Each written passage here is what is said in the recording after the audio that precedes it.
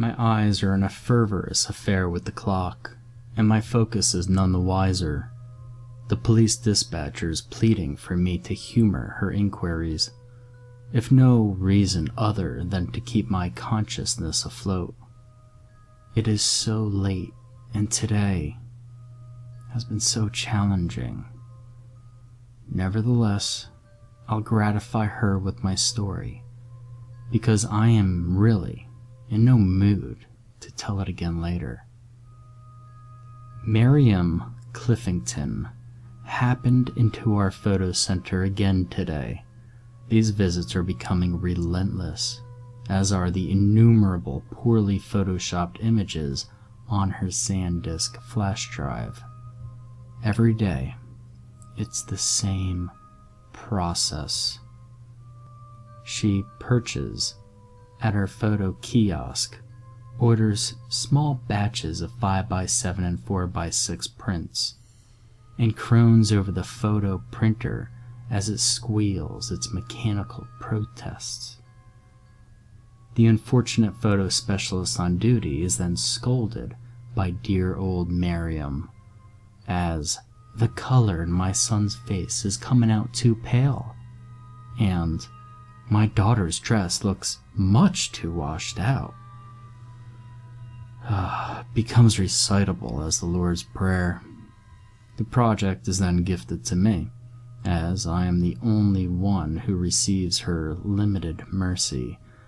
This due in part because I am the only one in the store qualified as a professional photo editor. I also look just like her son. At least that's what she tells me every time she swoons over the photos I correct. I personally never saw the extreme resemblance. We have similar Hollywood-esque hairstyles, dark stubble, light eyes, and a fair complexion. But that's where the similarities end. Well, that is my general assumption. Truthfully, I've never met him. According to Miriam, they don't get along so well these days. Reportedly, her son has become what she calls a changed person after he split with his wife. That always seemed odd to me, because nearly every day I am draining the red out of a new family photo that she zealously adds in her novice Photoshop sessions. It seems the family often stays in touch. Today we discussed more personal topics, such as my college degree and her family get-togethers.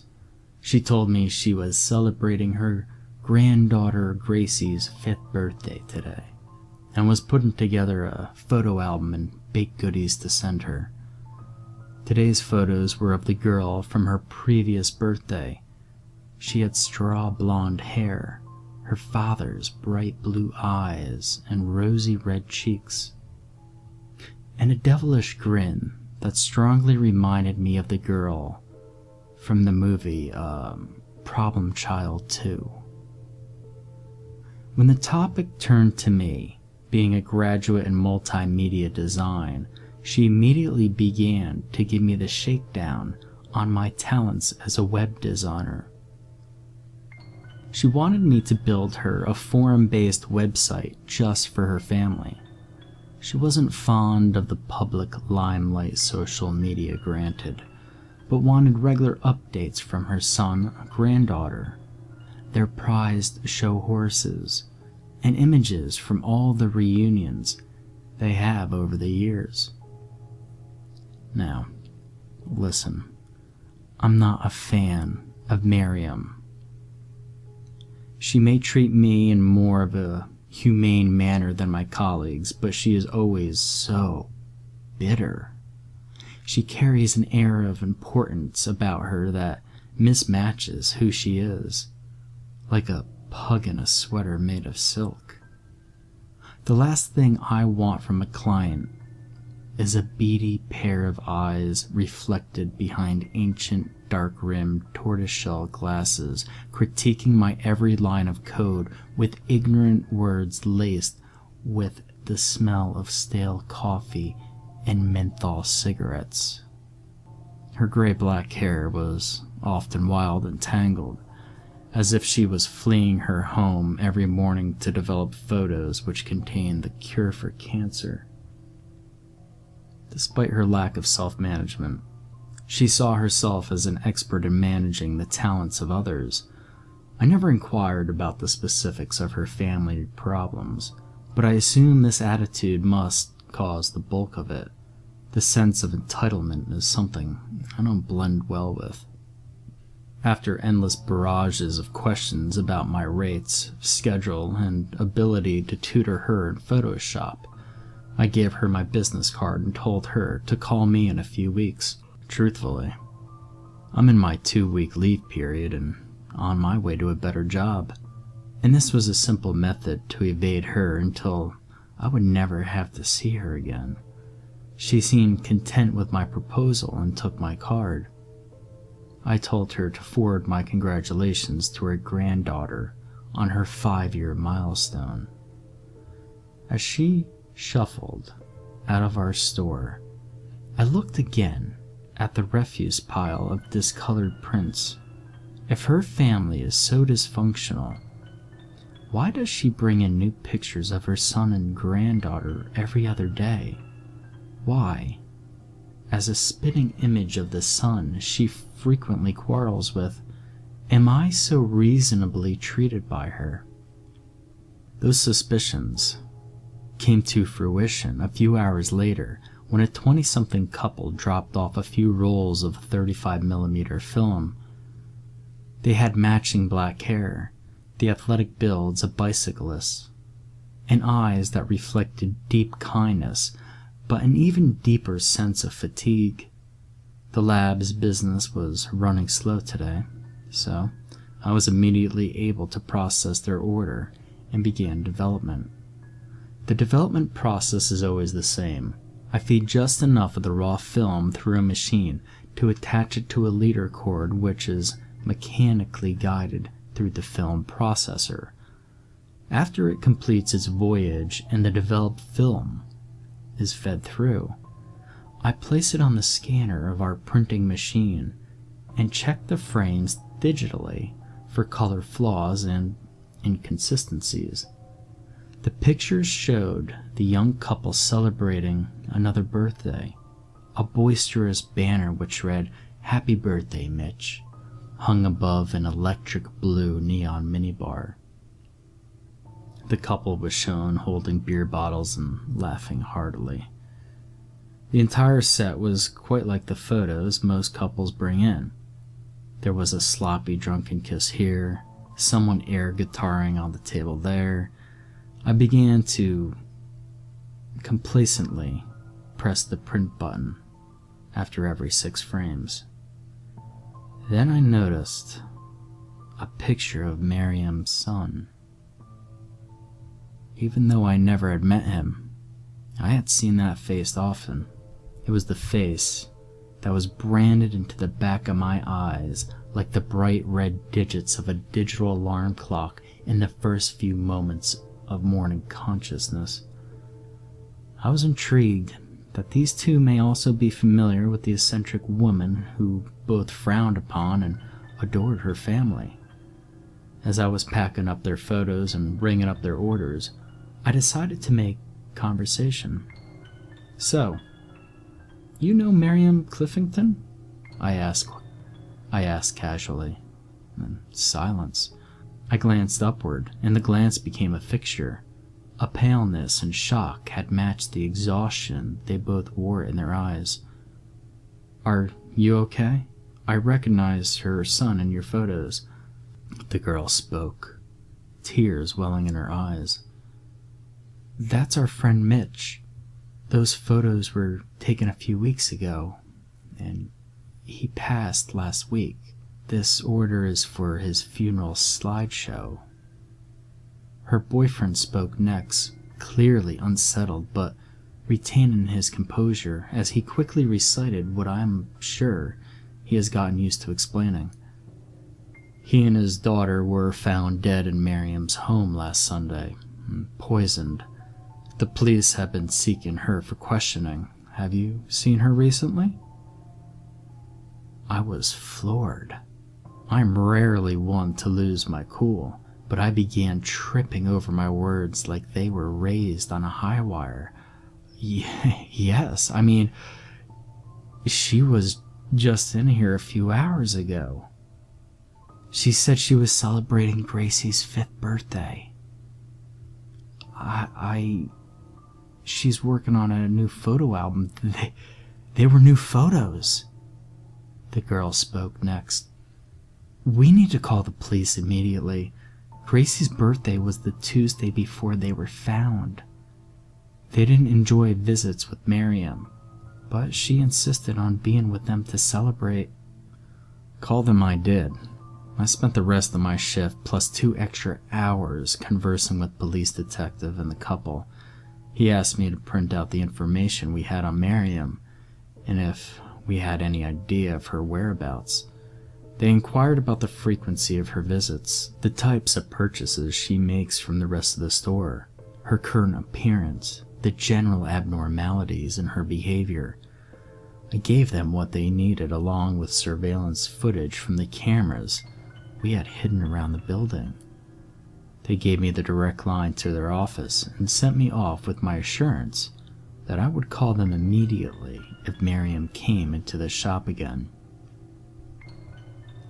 The drive home felt relatively non-existent.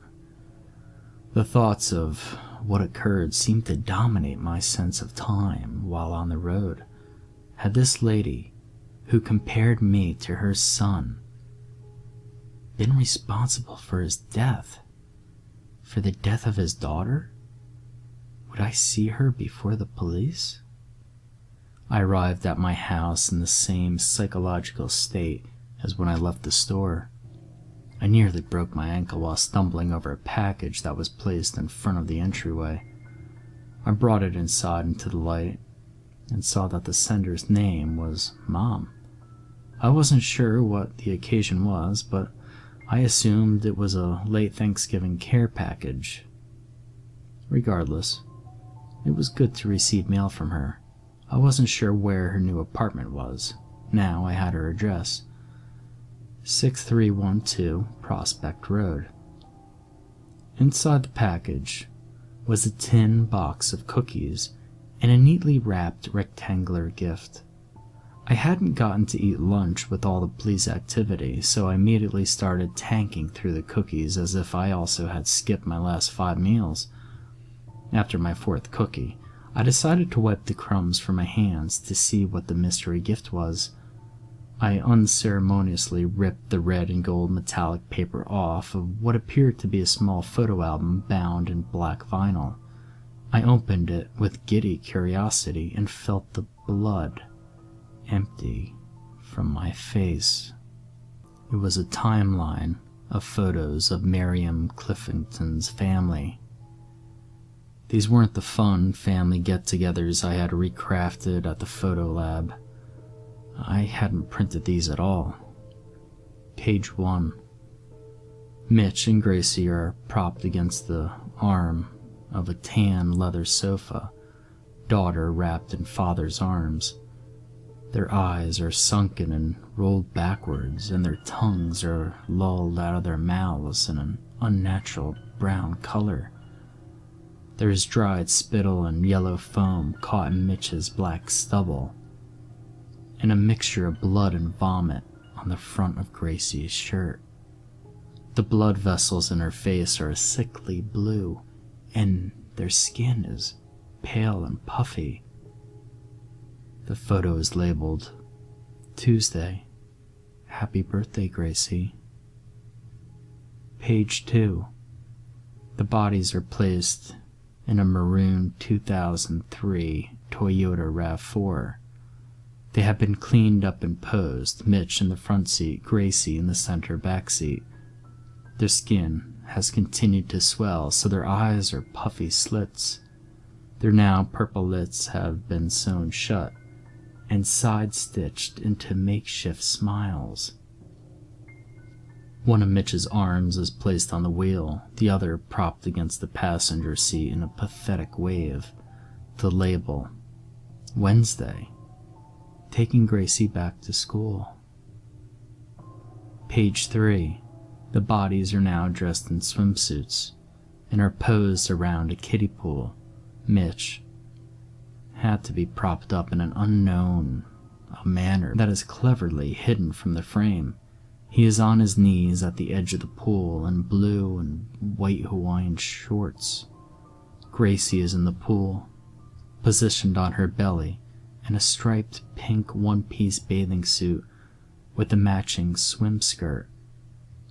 Their hands are duct taped together, and their skin has taken on a sickly yellow color. They are starting to bruise and darken in areas which had evidently been placed for too long. The label, Thursday, teaching Gracie to swim. Page 4. Mitch is now dressed in a handsome ivory tuxedo, which has a few off-color stains where his skin is starting to split open. He is at his kitchen table with a full glass of white wine and a lit dining candle in front of him. The sleeves on his arms reveal dark bruising where the tape was wrapped with his daughter's arms the day before. Gracie is not in this picture, but Miriam is. She is grasping one of his rotting hands in one of her own, with a brimming glass of red wine in the other. She wears a motherly smile that is sickeningly matching the sewn-on smile of her lifeless son. The label, Friday, dinner with the boy. Page 5. Gracie is propped against the wall. The skin of her arms ripped off where the tape was 2 days prior.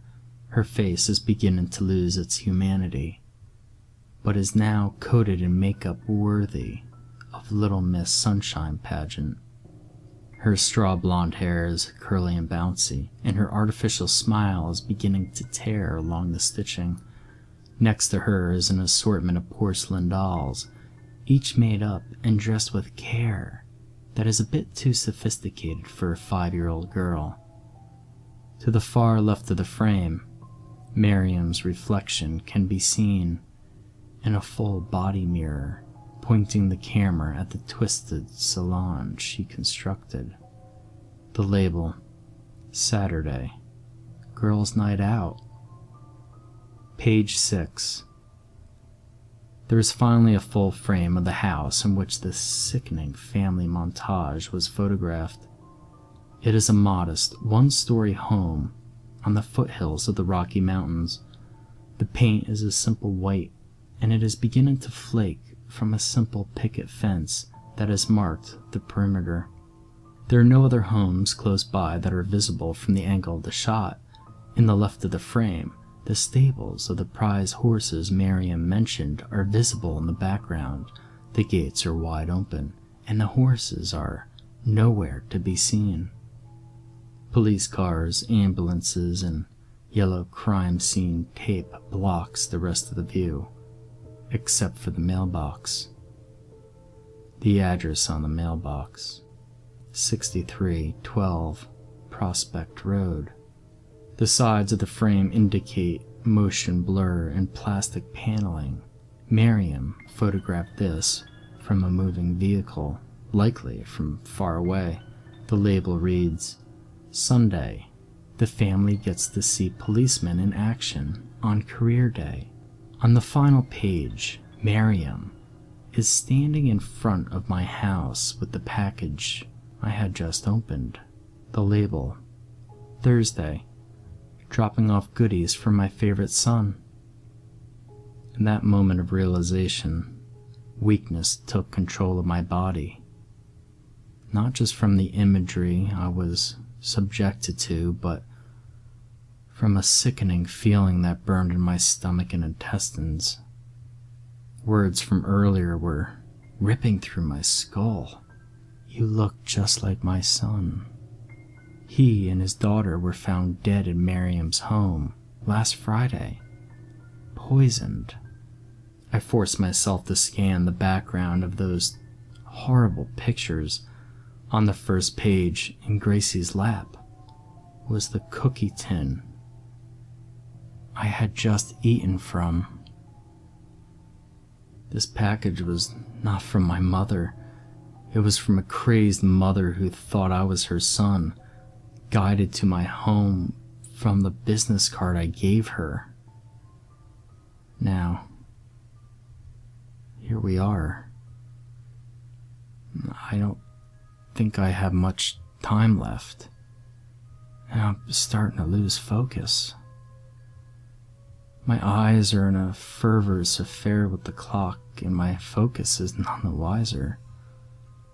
Maybe they'll get married and elope. I'll invite this dispatcher to the wedding if I make it through this. I vaguely realize that it doesn't make any sense, but I don't mind. I'm so tired. And now I can't stop coughing. I think I hear sirens in the distance, but I'm not sure if the ambulance has a cure for vomiting blood. Someone is coming up the stairs. I have to go now. Miriam is here and she wants to give Gracie swimming lessons.